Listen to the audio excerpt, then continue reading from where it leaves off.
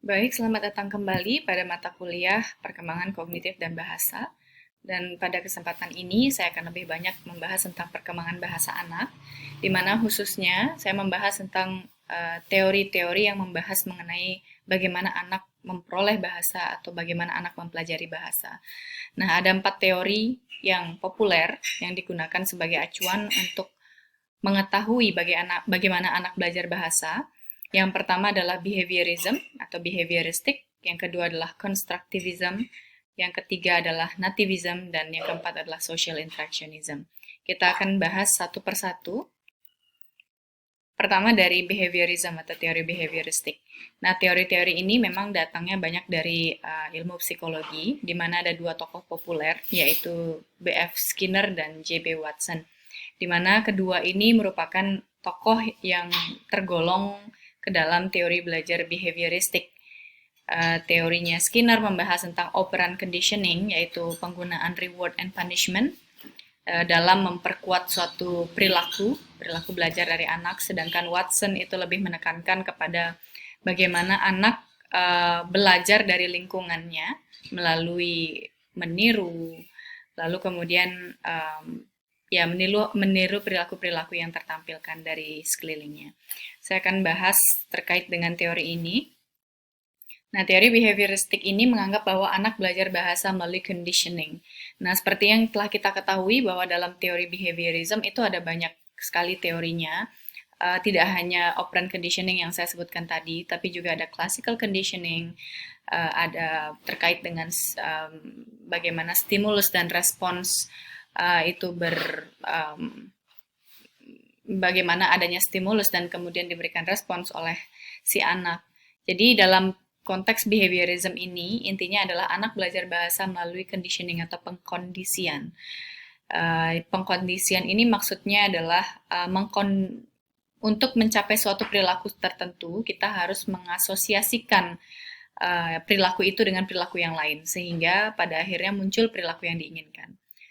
Nah, conditioning terjadi akibat interaksi dengan lingkungan dan respon kita terhadap stimulus lingkungan yang kemudian membentuk perilaku kita. Jadi dalam conditioning ini sebenarnya lingkungan sangat berperan penting. Jadi conditioning terjadi ketika kita berinteraksi dengan lingkungan dan bagaimana kita merespon terhadap stimulus yang ada di lingkungan. Itulah yang membentuk perilaku kita. Misalnya kita melihat ada hujan, ada petir ya. Lalu kemudian ya kita mengenal bahwa ketika ada petir itu biasanya itu akan terjadi hujan. Atau ketika mendung biasanya akan terjadi hujan. Nah, ketika kita melihat stimulus awan mendung, maka kita akan berpikir, oh mungkin nanti akan terjadi hujan. Jadi, proses belajar itu yang terjadi pada anak menurut teori behaviorism. Nah, dalam teori ini, mereka menyebutkan bahwa anak itu pada saat belajar difokuskan pada overt atau observable behavior, yaitu perilaku yang dapat dilihat secara langsung, seperti berbicara atau bahasa. Contohnya, misalnya seorang ibu berbicara tentang misalnya dia sering menyebutkan kata papa. Jadi anak belajar kata papa itu dari kata-kata ibunya yang memang sering menyebutkan papa. Dan kemudian dia belajar bahwa papa itu adalah ayahnya karena setiap kali mamanya bilang papa, maka dia merujuk pada ayahnya si anak gitu. Sehingga anak mulai belajar bahwa oh, papa itu artinya adalah ayah gitu ya.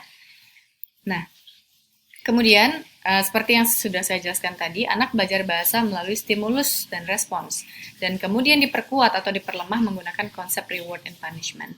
Nah, contoh yang papa tadi misalnya, ketika anak berhasil mengucapkan kata papa, dan berhasil merujuk pada ayahnya yang disebut sebagai papa, maka perlu peran orang tua di sini untuk memberikan reward kepada anak, penghargaan kepada anak untuk memperkuat perilakunya.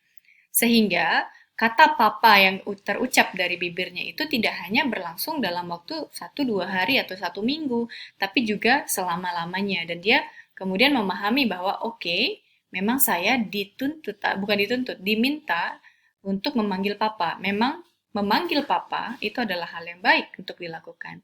Sehingga dengan adanya bentuk penghargaan-penghargaan tertentu, itu yang membuat kemudian perilaku anak dalam hal ini adalah bahasa, itu akan lebih kuat atau akan lebih stabil untuk untuk jangka waktu yang panjang, seperti itu.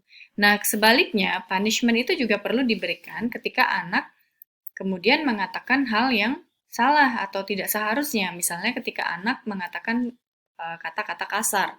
Nah, di sini peran orang tua untuk memberikan punishment atau hukuman terhadap apa yang dikatakan oleh anak. Sehingga kemudian anak tidak akan mengulangi kata-kata kasar itu lagi. Akhirnya dia mengerti bahwa, oh, tidak seharusnya saya mengatakan itu. Seperti itu. Nah, anak mengasosiasikan kata-kata dengan benda. Pengulangan membentuk sebuah pembiasaan. Nah, kalau misalnya kemudian kita menyebutkan kata jus, lalu kemudian kita menunjukkan adalah satu gelas jus, kemudian dia mengasosiasikan, oh, ketika ibu saya mengatakan kata jus, maka itu artinya adalah jus, ya, satu gelas jus. Nah, jika itu dilakukan berulang kali seperti yang papa tadi itu juga, maka itu akan membentuk suatu pembiasaan. Nah, disinilah anak belajar. Kemudian orang tua memberikan reward, ya, seperti yang saya jelaskan tadi, karena anak telah berhasil menyebutkan kata tersebut. Nah, teori yang kedua yaitu constructivism. Nah, di sini bedanya sama teori behaviorism lebih menekankan pada adanya peran dari stimulus dan respon yang kita berikan. Dan peran pembiasaan-pembiasaan yang dilakukan dan adanya reward and punishment. Sehingga di sini peran dari berpikir anak itu cukup minimal karena menurut mereka dengan adanya stimulus yang kita berikan secara terus-menerus, secara konsisten, maka itu yang akan membentuk perilaku anak. Nah, sedangkan kalau teori konstruktivistik dia menyebutkan bahwa anak itu belajar sesuatu atas karena dia mengkonstruksi pemikirannya sendiri. Memang di sini juga ditekankan adanya peran dari lingkungan, namun di sini anak yang akan aktif mencari tahu, aktif mengkonstruksi pikirannya dan memaknai hal-hal yang ada di sekelilingnya. Nah, tokoh yang terkenal dalam teori konstruktivistik ini adalah John Piaget dan Lev Vygotsky. Nah, Piaget ini terkenal dengan stages of development, ya, jadi tahapan-tahapan perkembangan anak. Sedangkan kalau Vygotsky itu lebih menekankan pada peran dari scaffolding dan zone of proximal development. Ini bisa, kalau untuk mengetahui teori dari mereka masing-masing, bisa dibaca kembali terkait dengan perkembangan kognitif, karena teori mereka itu lebih banyak dibahas pada pembahasan terkait dengan perkembangan kognitif. Nah, di sini saya lebih banyak menjelaskan bagaimana teori-teori ini diaplikasikan dalam perkembangan bahasa anak. Nah, menurut teori konstruktivistik, anak membangun pemahaman dan pengetahuan mereka sendiri tentang dunia melalui pengalaman dan merefleksikan pengalaman-pengalaman tersebut. Nah, kata kuncinya di sini adalah merefleksikan. Jadi tidak hanya sekedar dia berinteraksi dengan lingkungan dan merespon terhadap stimulus-stimulus yang ada di lingkungan, namun di sini dia melakukan refleksi terhadap pengalaman yang dia miliki. Jadi di sini anak mengkonstruksi pikirannya, sehingga ketika dia diberikan pengalaman yang lain atau diberikan kesempatan untuk diberikan stimulus yang lain, maka dengan adanya refleksi ini, pemahaman itu yang akan digunakan bagi anak untuk memaknai pengalaman yang lain, seperti itu. Kemudian teori ini menekankan pada peran anak dalam belajar bahasa dibandingkan instruktur, orang tua, atau guru. Nah, ini juga salah satu bedanya dengan behaviorism, ya. Jadi di behaviorism itu ditekankan peran dari lingkungan yang betul-betul memang membentuk perilaku anak. Jadi orang tua memberikan reward and punishment, orang tua memberikan stimulus dan anak merespon. Namun, kalau di teori konstruktivistik, peran orang-orang sekeliling memang perlu, tetapi yang lebih banyak ditekankan adalah peran dari anak itu sendiri dalam belajar bahasa. Jadi di sini ada yang kita sebut dengan motivasi belajar. Kalau kita lihat ke diri kita sendiri, bagaimanapun misalnya dosen kalian atau lingkungan kalian memfasilitasi belajar kalian, tapi kalau kalian sendiri tidak punya motivasi belajar, atau mungkin kemampuan kalian yang kurang belum cukup untuk mempelajari itu, maka itu akan membuat proses belajar menjadi lambat juga gitu, atau tidak berhasil. Sehingga di sini yang ditekankan dalam teori konstruktivistik itu adalah peran dari anak itu sendiri dalam belajar bahasa. Jadi dia yang aktif mencari ini, adalah anjing ya. Jadi dia memahami dulu konsep anjing dengan dia melihat bahwa ada seekor binatang dengan bulu, kemudian dengan kaki 4, kemudian dengan ekor, dan lain sebagainya. Lalu kemudian dia melihat orang-orang sekelilingnya, lalu dia kemudian memasukkan itu ke otaknya dia, bahwa itu adalah seekor binatang yang kemudian disebut dengan anjing. Jadi setiap kali dia melihat binatang-binatang yang kurang lebih serupa dengan itu, maka dia akan menyebutkan anjing, gitu ya. Nah, dari sanalah dia belajar bahasa. Ya, jadi pertama dia memahami konsepnya dulu, memahami konsep anjingnya dulu, bahwa dia berbulu, dia punya kaki 4, punya ekor, dan lain sebagainya. Baru kemudian dia mencoba untuk mengekspresikannya dengan kata-kata. Nah, menurut Piaget, anak memiliki tahapan-tahapan dalam perkembangan bahasa. Ya, kita sudah pelajari itu tahapan-tahapannya. Kemudian menurut Vygotsky, orang dewasa berperan besar dalam membantu anak mempelajari bahasa. Ya, yang disebut dengan scaffolding. Jadi, peran orang dewasa, seperti saya bilang tadi, memang cukup besar peran orang-orang di sekelilingnya. Namun di sini anak juga yang berusaha untuk mengkonstruksi pemikirannya. Orang tua hanya membantu untuk mereka belajar, lalu kemudian mulai sedikit demi sedikit dilepas agar anak bisa belajar dengan mandiri. Nah, ini tahapan-tahapan dari perkembangan kognitif anak menurut Piaget ya, yang dimana di sini juga kita bisa maknai dalam pembelajaran bahasa anak. Yang pertama adalah sensori motor, di mana di usia 0 sampai 2 tahun. Di sini anak mulai menggunakan panca inderanya untuk berbahasa. Jadi dia mulai menggunakan tangan, menggerakkan tangan, menggunakan tatapan mata, atau kemudian bahasa-bahasa seperti babbling ya, yang kita sebut babbling ya. Jadi di sini mulai dia gunakan panca inderanya dia untuk kemudian berkomunikasi dengan lingkungannya. Namun tentu saja dalam usia 0 sampai 2 tahun di sini belum terbentuk bahasa yang bahasa ucapan seperti kita ini gitu, bahasa formal seperti ini. Namun dia berbahasa atau dia berkomunikasi melalui sensesnya, melalui indera-indera yang dia miliki. Nah, di tahapan ini, objek permanens itu mulai berkembang ya. Jadi objek permanens itu kalau kita lihat lagi di perkuliahan sebelumnya, merupakan kemampuan anak untuk mengetahui bahwa jika suatu objek itu menghilang, maka dia tidak akan menghilang selamanya. Karena jika objek permanens itu belum berkembang, maka biasanya anak akan berpikir jika suatu benda atau seseorang itu menghilang dari penglihatannya, maka dia akan berpikir bahwa orang atau benda tersebut menghilang selama-lamanya.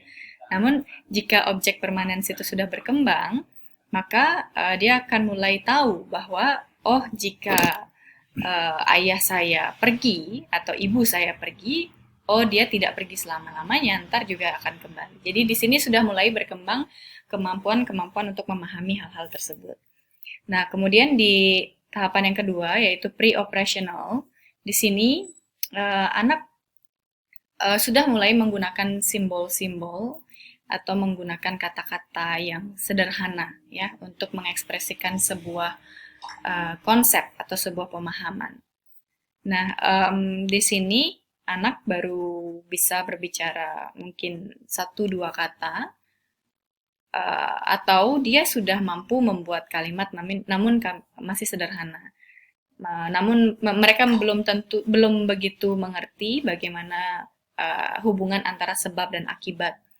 Namun sudah mulai bisa berkomunikasi dengan cukup lancar dengan orang dewasa. Ya. Kemudian di sini konsep dari abstrak konsep itu sudah mulai berkembang, namun masih sulit dilakukan. Jadi kalau di sini conservation itu sudah mulai berkembang. Jadi kalau kita lihat ke perkuliahan sebelumnya, kita sudah mengenal yang namanya conservation, ya. Nah, di sini sudah mulai berkembang. Dan kemudian tahap berikutnya yaitu concrete operational, ya tahap ketiga, yaitu di sini anak sudah mulai mengerti konsep waktu, konsep ruang, dan kuantitas atau jumlah. Dan dia mengerti bahwa ketika suatu jumlah uh, misalnya satu gelas air ya ditempatkan pada gelas yang kecil, lalu kemudian yang bentuknya panjang katakanlah begitu, lalu kemudian ditaruh di gelas yang cukup lebar namun tidak terlalu tinggi. Nah, dia sudah mengerti bahwa jumlahnya sama namun bentuknya berbeda ya. Di sini sudah mulai memahami tentang hubungan sebab akibat namun masih yang sederhana. Nah, pada tahap yang terakhir yaitu formal operasional, di mana di sini anak sudah mulai belajar tentang logika dan hubungan sebab akibat. Ya, jadi dimulai di umur 11 tahun mereka sudah mampu berkomunikasi, berbahasa dengan lancar, dengan menggunakan konsep-konsep yang cukup abstrak. Ya, jadi semakin berkembang atau semakin dewasa, semakin dia mampu menggunakan abstrak konsep itu. Namun di usia-usia baru 11-12 tahun, dia sudah mengenal yang namanya abstrak konsep dan hubungan sebab akibat, namun masih sifatnya sederhana. Nah, teori yang ketiga yaitu nativism atau teori nativistik. Tokoh yang terkenal adalah Noam Chomsky. Nah, ayo kita lihat kira-kira teorinya seperti apa. Nah, menurut teori ini, manusia memiliki kemampuan bawaan lahir atau yang disebut dengan innate yang membantunya belajar bahasa.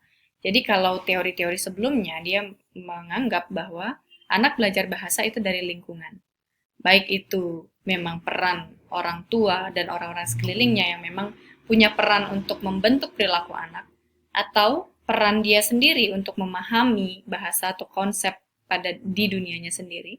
Namun pada teori ini lebih menekankan pada kemampuan dasar yang sudah dibawa dari lahir oleh anak, yang kita sebut dengan Language Acquisition Devices atau LAD ya. Jadi Noam Chomsky ini menganggap bahwa setiap manusia itu punya LAD, punya Language Acquisition Devices masing-masing. Sehingga itulah yang membuat dia mudah belajar bahasa dan didukung dengan adanya interaksi dengan orang lain. Nah, menurut nativism, teori nativistik ini, a child is born with a universal grammar, thus helping him to identify different features of languages share. Jadi, that languages share.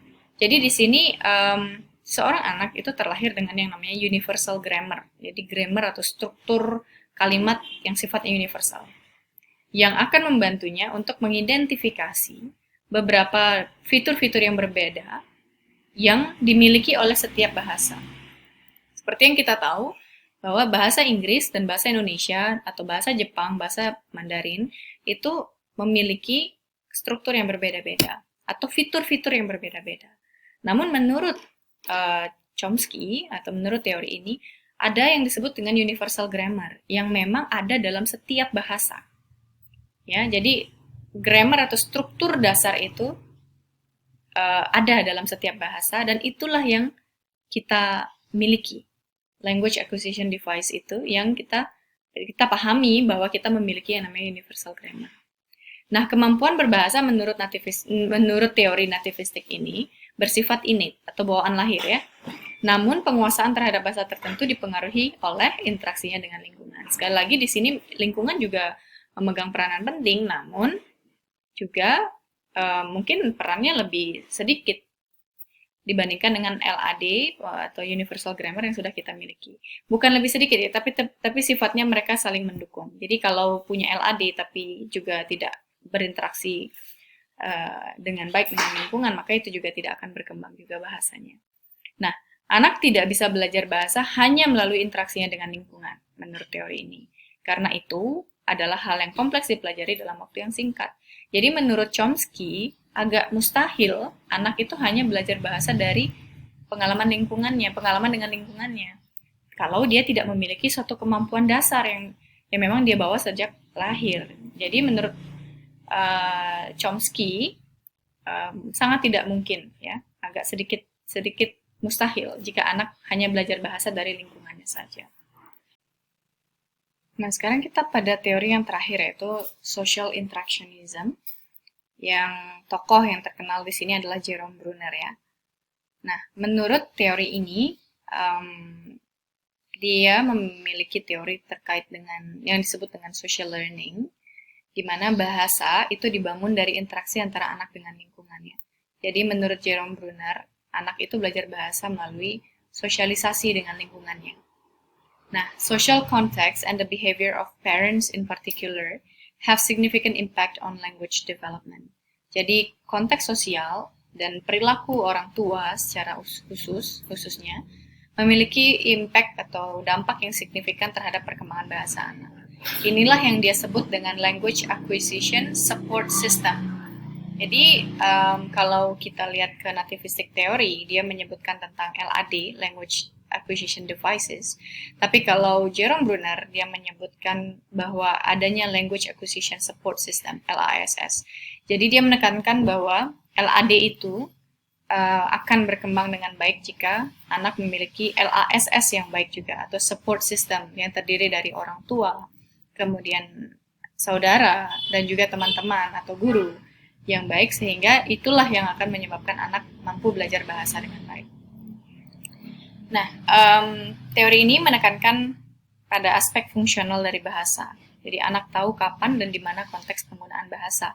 Karena sekali lagi anak belajar bahasa dari lingkungan. Jadi dia tahu konteksnya, kapan dia menyebut seseorang dengan nama dengan Kak di depannya, ya. Kapan dia menyebut seseorang dengan kata Pak di depannya atau Bu di depannya, itu karena mereka mengetahui konteksnya. Mereka mengetahui pemahaman itu dari belajar dengan lingkungannya atau orang-orang di sekelilingnya. Nah, ada 3 learning modes yang dikemukakan oleh Bruner, yaitu inactive, kemudian iconic, dan symbolic. Nah, kalau inactive itu anak belajar melalui gerakan-gerakan atau tindakan-tindakan. Jadi di awal anak belajar dengan buku, ya. Artinya bukan membaca buku, tapi dia bermain dengan bukunya. Sehingga di sini penting sekali buku-buku itu memiliki gambar-gambar atau bentuk-bentuk yang mungkin memang disukai oleh anak. Ya. Kemudian yang kedua, iconic. Jadi anak belajar melalui images and icons. Images itu gambar. Nah, di sini kalau tadi dilihat bentuknya, ya, dari buku itu, bentuk yang lucu-lucu, bentuk yang sesuai dengan yang disukai anak. Namun kalau di iconic itu dia belajar dengan gambar, ya. Jadi ada gambar apa di buku itu? Ada gambar kancil, atau ada gambar ayam, mungkin dan lain sebagainya. Nah, kemudian simbolik itu anak belajar melalui simbol-simbol yang abstrak. Nah, di sini sudah orang dewasa nih yang punya ranahnya. Jadi kita semakin dewasa kita mulai mampu belajar melalui abstrak simbol, ya, melakukan suatu research dan lain sebagainya.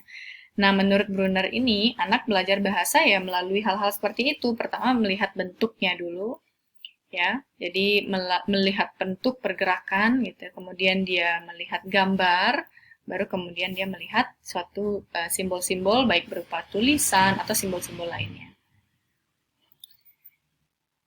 Nah, jadi kesimpulannya kalau dari yang sudah saya sebutkan tadi, bahwa terdapat 4 teori yang memang paling sering dibahas ketika kita ingin mempelajari bagaimana anak memperoleh bahasa, yaitu teori behavioristik yang lebih menekankan pada bagaimana peran lingkungan yang membentuk perilaku anak. Jadi peran dari stimulus yang ada di sekeliling kita, lalu kemudian anak memberikan respons.